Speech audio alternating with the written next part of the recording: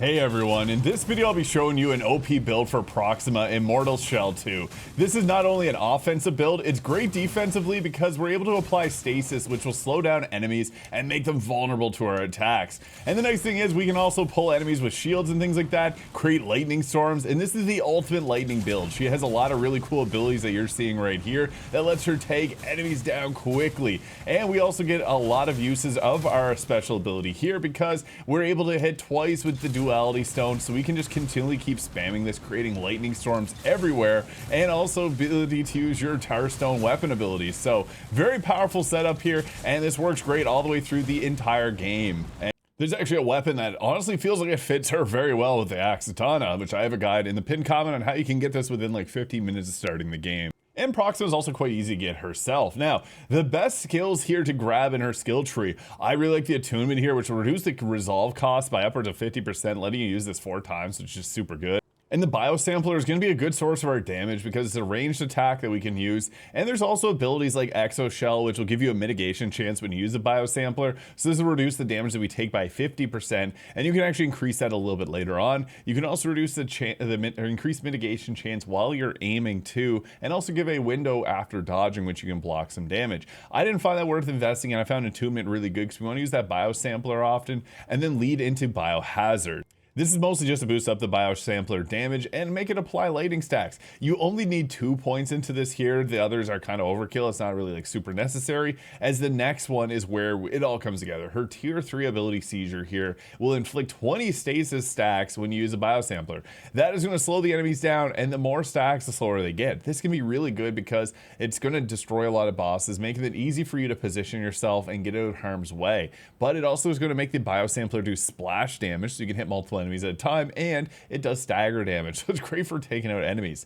After that, we can take a single point into discharge here. Now, I didn't even fully use all the skill points here. I was testing out a bunch of different options. This here gives a lightning storm for 6 seconds. It doesn't really need to even go further than that.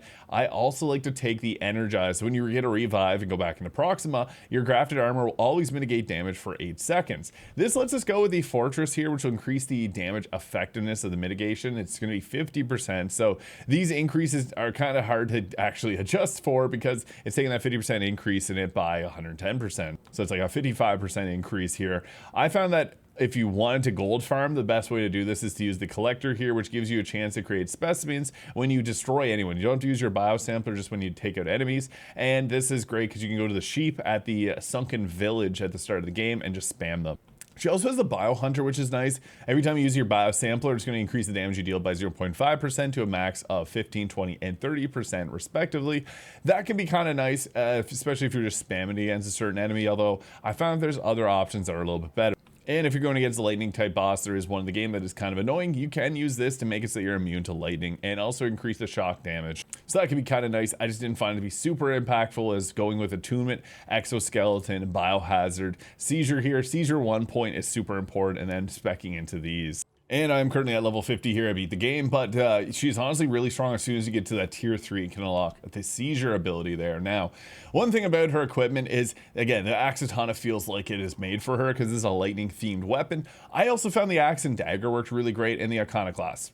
These are like some of the best weapons in the game. I also really like the spear though. The spear is super impactful because it has a very long range to it, but range isn't really her issue. She has the biosampler to pull things in. So going with the axe katana makes a lot of sense, but this is personal preference. I also like to use the Forgotten Crossbow for the ranged weapon here, but if you like to go at a bit further game, the Trebuchet Axe is great because it's a charged weapon that's going to do a lot more damage, and it can stagger enemies really easily. And the Nail Shot Shotgun, just really good too. I use the Untarnished Shield, but the Vatra Seal is probably the true best here, going to be able to harden yourself. There's certain bosses in the game that'll do multi-hit attacks really quickly. This will shut them down pretty fast. Otherwise, I like the Untarnished Shield, just I feel the most comfortable with it. But it's the Tarstones where everything comes together. Now, this core 4 is, in my opinion, the best, so getting the increased critical chance on your ranged weapons is nice. Berserker Stone, which will increase the damage that you deal to lower your health, and that's a huge boost, so always have this one equipped. As well as the Auspicious Stone, which gives you a critical hit chance, and Headsman Stone, which will give you increased critical hit damage. Max these out as soon as possible. They are great. You can also use, like she's great for farming, so Gloombound Stone and the Justiciaries are great too. But the big core Tarstone of this build is the Combat Stone Duality. This makes it so our attacks hit twice. This is great because this is going to build up our statuses quicker, does a lot of damage, it builds resolve quicker. This is super useful. You can use it on the Axe and Dagger or the Axe and Katana, and that's why I say they're some of the best weapons. I also like to throw on the Splitting Stone, which gives you multiple projectiles when using the crossbow, which is great, but you can also use the Shuddering Stone, which will give a knockback on it. Although the Enfeebling Stone here is really nice, this works on any weapon, and applying Fragile makes it so that they take more damage from weapon attacks, which is always a nice thing. I also am a fan of the Corroded Stone here. Certain bosses get staggered by this, so it does damage over time, and it's honestly pretty effective. But the main thing here is Voltaic Crown. This is only available to the Iconoclast, the Scythe, and the Axe Katana here. This gives you lightning damage, and when at level 3, it's permanent. Really good. You could also go with something like the Torpor Stone for the increased stasis. This will slow the enemies down, obviously very good, but we do have ability that can apply that really easily. I'm also a fan of just going with Blood Curse here if you're using the Axe and Dagger or the Iconoclast. Blood Curse is really good damage, and this is just a really useful stone from the very start of the game all the way through to the end. But I use either Stasis or Voltaic Crown. Lightning full-on theme just works really good. I also do like to use the Ember Seed Stone as well because this will give us permanent burn. And the thing is, when we're using the splitting shot here, it'll give you multiple burn chances with your shots, so that's really nice. Hagstone can work, but burn is more damage.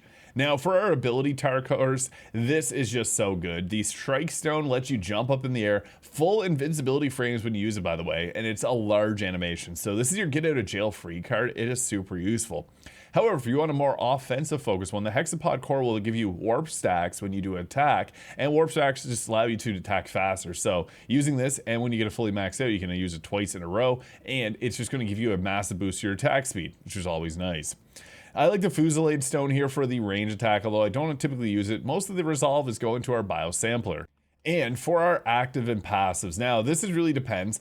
Always use the Common Moonshine for your active. This gives you resolve so you can use your abilities more quickly, and you're going to have 2 charges of it once you find like 10 or 13 of them, so extremely useful. Use this often. If you need a biosampler and you don't have an attack, just pop this and you'll be able to use it.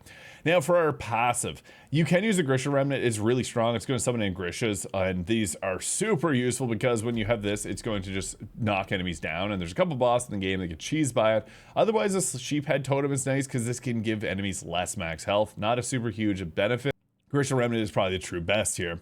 You can also throw on any of the type of damage mitigations here for whatever region you're in. But the core to Proxima's gameplay, you can open up by setting a thing on fire and have 4 charges there with their ability, and then you pull them in and just completely destroy them all, creating these lightning storms. You can go for lightning storms longer than 6 seconds, but honestly, this is all you really need. It just does so much damage, and basically you pop in, use your biosampler and punch them in the face, knock them down, and then you can go in for a few slashes if they get knocked down, which will give you your ability back, and then you can pop it again, and that's always a good choice. So yeah, you want to get in the habit of basically using your biosampler for most of your resolve here just because it is so good. You can use it in a lot of situations. Be careful though, because you pull yourself into those bear traps, which is obviously not nice. But it's great because it's going to give the stasis on the enemy, and it's also just really useful for hitting a huge area of effect, like those thunderclaps there are really good. But the thing is with this, you got to be very mindful that she's not as tanky as characters like Aerodrim here, so if you're pulling them in like this, sometimes you will pay for it by getting hit with an attack, so your timing does matter when you're using that, and some enemies are more susceptible to it than others, as you can see. But a combo that works pretty well is to start off with this and then go into your Strike Stone, as this gives us an attack that we do 2 attacks on the ground, jump up and smash, and it usually does quite a bit of damage. We'll do some stagger too, and the best part about that is you're invincible throughout the entire animation, and by that you'll be able to do an attack, typically get your resolve back to be able to spam another one of these abilities off, and yeah, you're just doing so much damage. You're tanky as well. You got a counter for everything really. The damage does fall off compared to like Teal in the late game. I do have a Teal build, which is honestly very insane. Teal can do some crazy stuff with getting crits and applying vulnerability easily and doing a ton of damage, but yeah, Proxima is really fun. Those big lightning storms are super cool. Just punching targets like that is honestly really enjoyable. She's fun to play, strong, and she's very muscular, so that obviously is worth points too. So yeah, Proxima, very cool design. I really enjoy the lightning theme to her character, and very powerful again. So let me know your thoughts in the comments. Hit the subscribe button below if you enjoyed, and we'll catch you guys all in the next video. Hope you guys have a great day.